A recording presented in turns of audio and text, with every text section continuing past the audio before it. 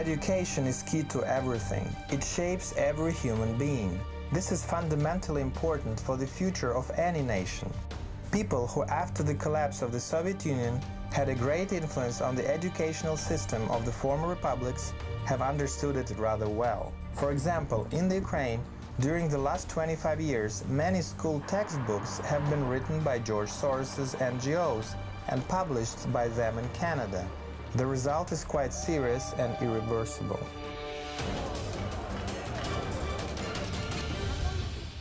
In Russia, over the past quarter of a century, the general level of education and literacy has fallen from one of the highest in the world to an all-time low. And key factor here was the accelerated destruction of the Soviet education system without any meaningful replacement. After the collapse of the Soviet Union, many new concepts have been imported into Russia. Some of them had shown good results, but many had truly catastrophic consequences. One of the dramatic examples is the reform of the education system.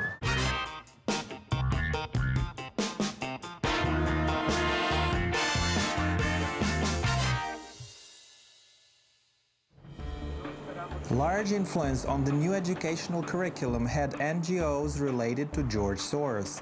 No surprise that there have been numerous attempts to smuggle so-called sexuality lessons. In the turbulent 1990s, many brave new experiments had started in Russia. After Perestroika, the first education reform that faced parents and the children were a prolongation of the school for 1 year. We had 10 years of school before reform, now we have 11 years. Why it was done? Based on what kind of research, nobody knows. Then most of the textbooks have been replaced. Especially what is strange is the replacement of math textbooks, because Russian, Soviet children, they've been performing very buoyantly in a good way on international competitions. Then the system of tests was imported as a basic assessment tool for the education, the system which proved its ineffectiveness in the United States. And now what we're having is enlargement of the schools. Several schools are united in one, so up to 1,000 of kids, and director, he doesn't know the kids, but he doesn't even know all their teachers working in this school. Huge schools, endless tests, primitive textbooks, training up to 18 years of age. This resembles the American public school model. So current Russian educational system was imported from the United States. And what do we know about the educational system of secondary public education in America? Firstly, it is known for its huge budget, the largest in the world for those purposes, and the second largest in the country after the military budget. With just as shockingly low results, America is ranked only number 28 among the developed countries according to its general level of literacy. So why this failing system have been duplicated in Russia? The question remains unanswered. There was something dramatically changed about American public schools. They were no longer concerned about making sure that every child had an opportunity to learn. It was social engineering and other grand schemes of the centralized planners in Washington, D.C. and the teachers' union. And they stopped caring whether or not children could read well, stopped caring about the values and morals of the public schools that had made them really a great place when I was going to school in the 50s and 60s. Communist ideology was the main problem in the Soviet education system. In all other aspects, it had been providing quite a decent level of knowledge. Let us recall the achievements of Soviet students in international competitions. Why was it completely destroyed? Nobody knows.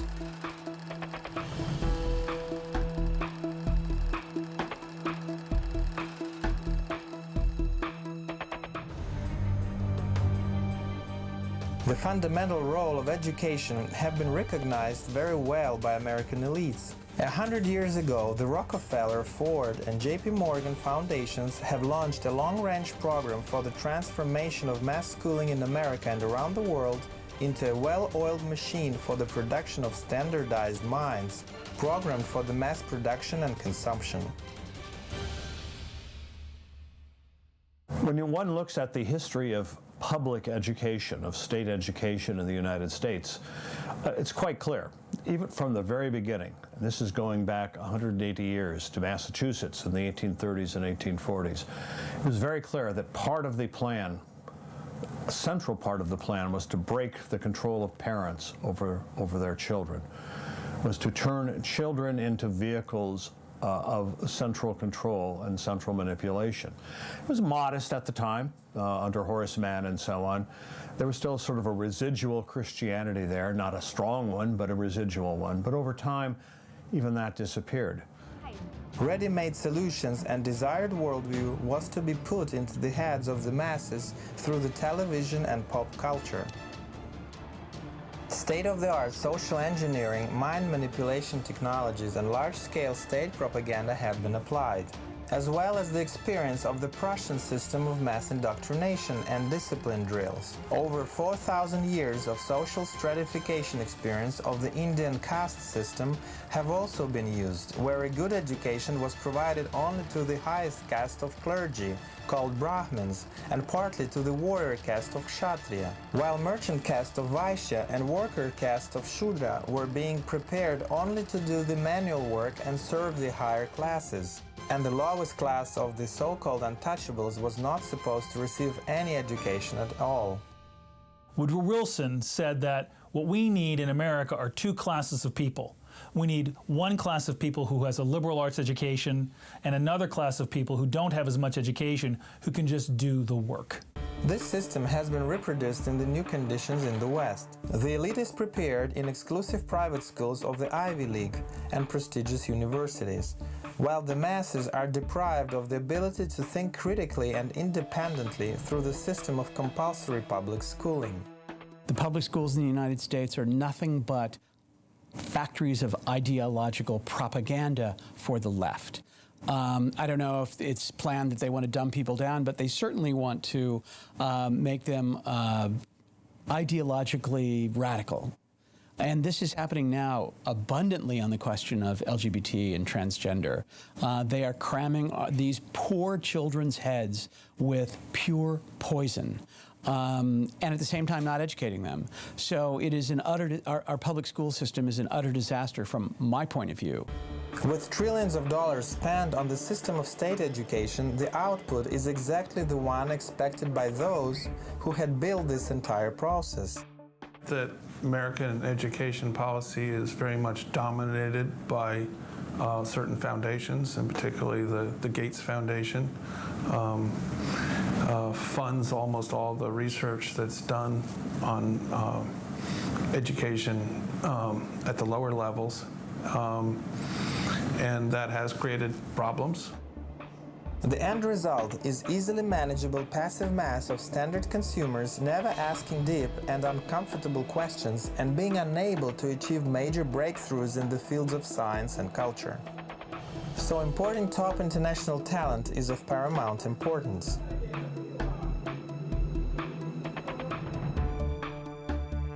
This dumping system has been exposed by the Best Teacher of New York award winner with 35 years of experience, John Taylor Gatto. We were lucky to record an exclusive interview in his apartment in Manhattan. The wealthy, the established power doesn't want to put up with the competition that comes from ordinary people. And so they're retreating to ancient ways to suppress it.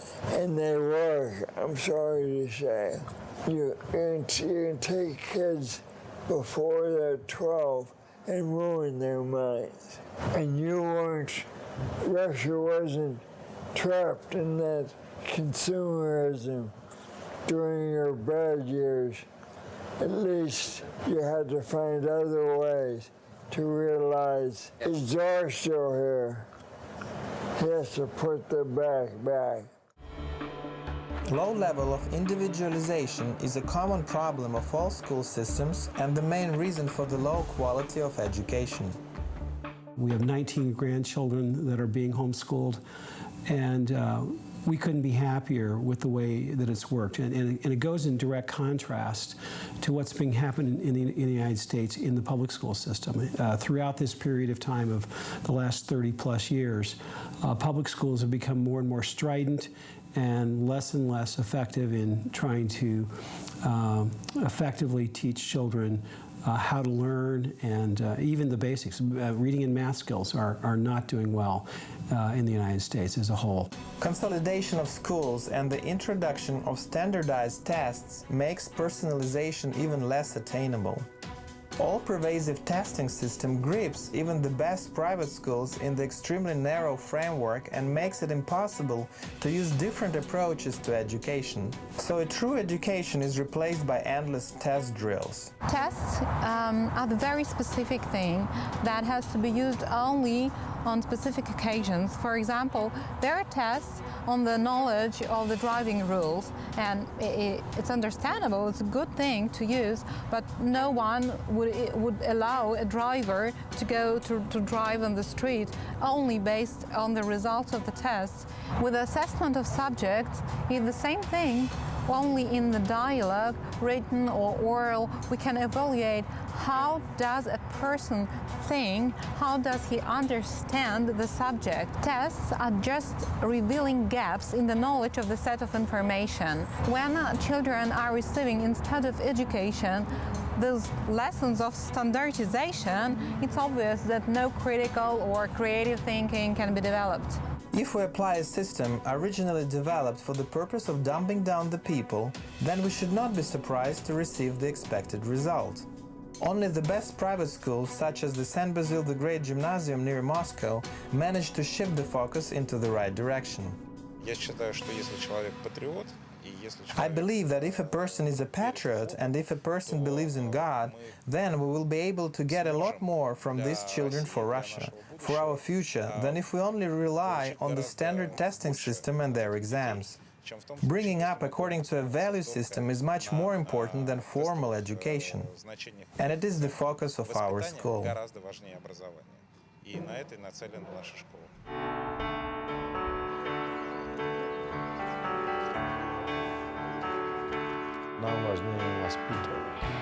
Moral upbringing is more important than formal education.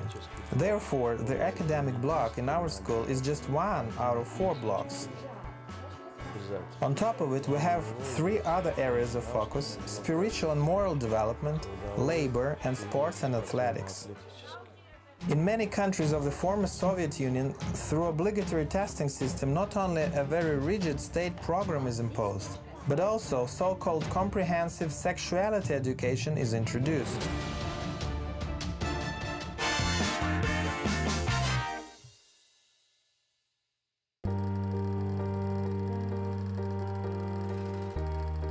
Luckily, after the collapse of the Soviet Union, homeschooling became legal in Russia. Thus, centuries-old practice of Russian nobility and educated classes has been reintroduced. Almost all Russian aristocracy, until at least 12 years of age, like Pushkin or Kutuzov, and even up to university age, like Tolstoy or Borodin, have been studying at home. Obviously, this was not because schools were not available for those children. I have to say that the school is harmful to child's soul. The natural, God-created way is that the child grows up in the family and learns everything there. In Russia, this was the case for 9 centuries. Why so? Because no family has 10 or 20 children of the same age.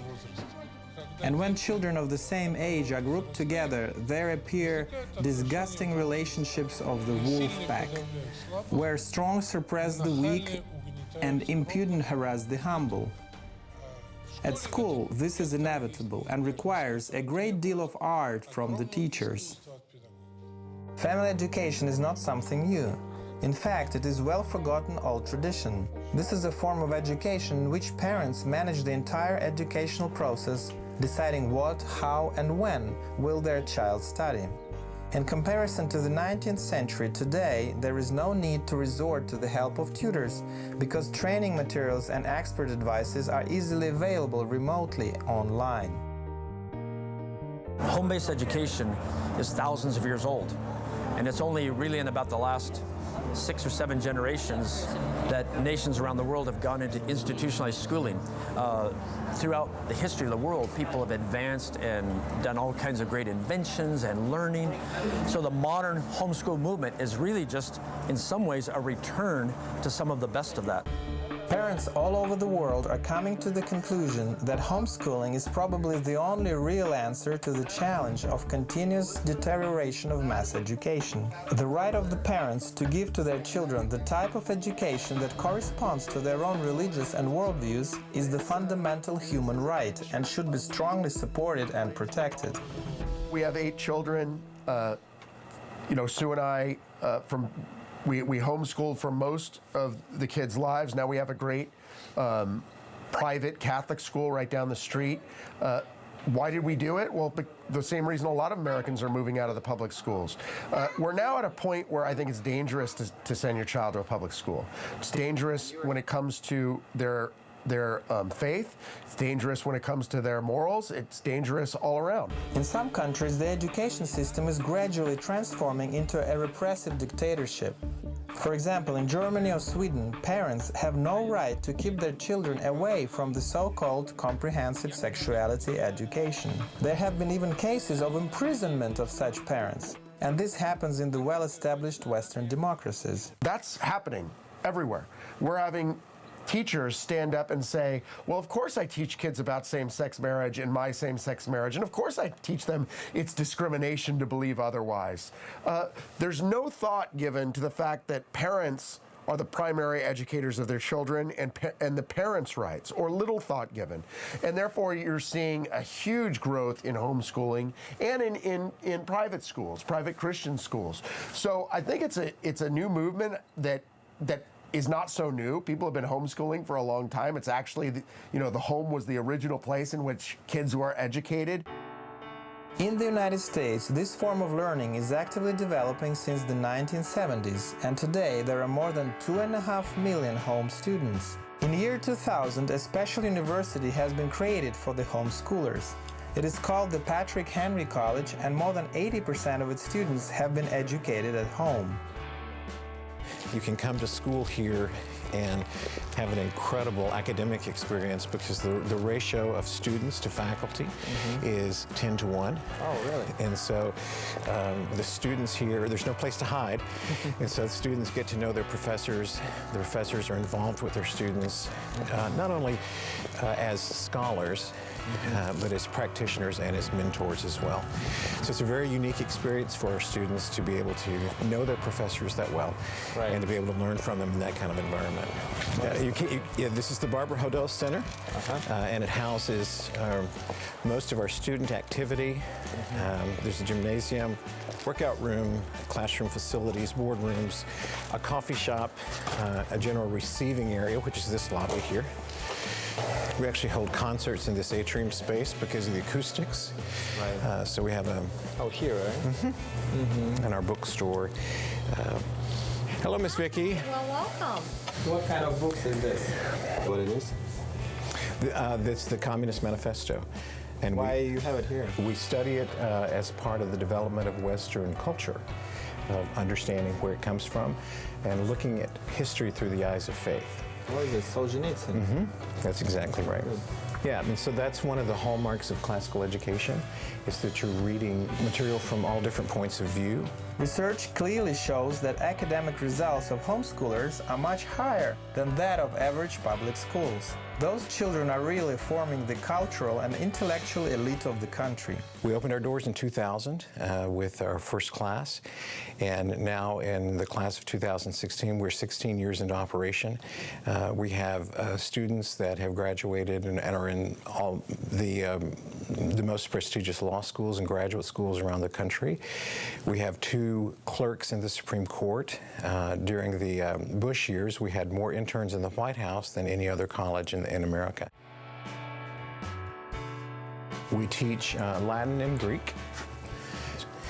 You can see some of the books that we read as part of Western culture: Dante, Milton, Homer, Shakespeare.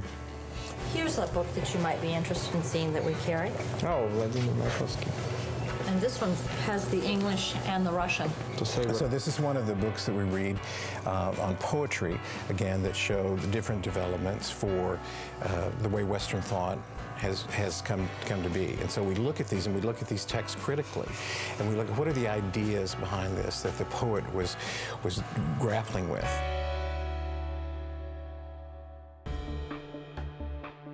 In recent years, the best American universities have created special ways of admittance for those homeschooled children, and they don't require certificates of formal secondary education from them. They compete for such students who possess critical and creative thinking. And our graduates have gone on to 175 different colleges. The average acceptance rate is 100%. They apply to 3.2 schools on average. And most of them get academic scholarships to attend the university. And they have gone on to be engineers, business owners, missionaries, scientists, musicians. If you can think about it, they have probably gone on to do that and have become successful citizens wherever they're at. When teaching at home, parents have the opportunity to appeal those teaching methods that are mostly suited to their particular child. Universal forced schooling made everyone forget that there are many different ways to give high-quality education. The most striking example is the ancient Greece, where the schools in our modern sense did not exist at all. Although ancient Greece is until now an unattainable golden standard of culture and science. The main difference, I would say, is that it's efficient for the student, maybe more than the teacher or the system. It's really about the heart and the soul of how a person learns. And so classical education emphasizes what we call grammar, which is a lot of memory work, which sounds foreign and unnecessary to moderns. But the reality is we need to fill our brain with copious ideas and information so we have something to then think about, which is what we call the dialectic. But knowing a lot of information and being a great thinker is only part of what a good education would provide. We also need to be able to share that information with other people. And so we really focus on the skills of inputting information, processing information, and then teaching students how to share that information. Now, that sounds just like common sense, correct? But the thing is, you're looking at the person who you're working with instead of the textbook or the test or the outcomes or the goals. The thing is, it's the miracle, the wonder, the joy of all of it is that when you're looking at information and learning and sharing and discussing with a young person or somebody of any age, if you're focusing on them and what they know and how they know it and helping them with their skill sets and sharing that information, it turns out they learn about all kinds of things anyway, and they just learn how to learn. And so that is what our focus of a classical education is. It's much more than that, but that's really the heart of it. The revival of the ancient educational traditions is the most popular trend in the family education. Parents are united in support groups to teach children outside the school system. The important part is absolutely that we teach the parents, we walk alongside the parents, we equip the parents, we help motivate the parents, right, to educate their children, to learn to love to be with their children, to learn the tools of learning, and to ignite that love of learning throughout the whole family. Classical education is based on the proven by 2,500 years system of the so-called trivium and quadrivium, or 7 liberal arts. Thousands of the most successful and intelligent men of antiquity, the Middle Ages, and the pre-revolutionary Russia have been brought up using this system. It is an extremely effective system that includes the Latin and Greek classical language studies, literature, composition, logic, dialectics, and rhetorics. And the great thing about the classical model is that you can apply it to anything. It is a way to learn anything. And that that way, it doesn't matter what your culture is because you're just practicing the tools of learning with different subject matter.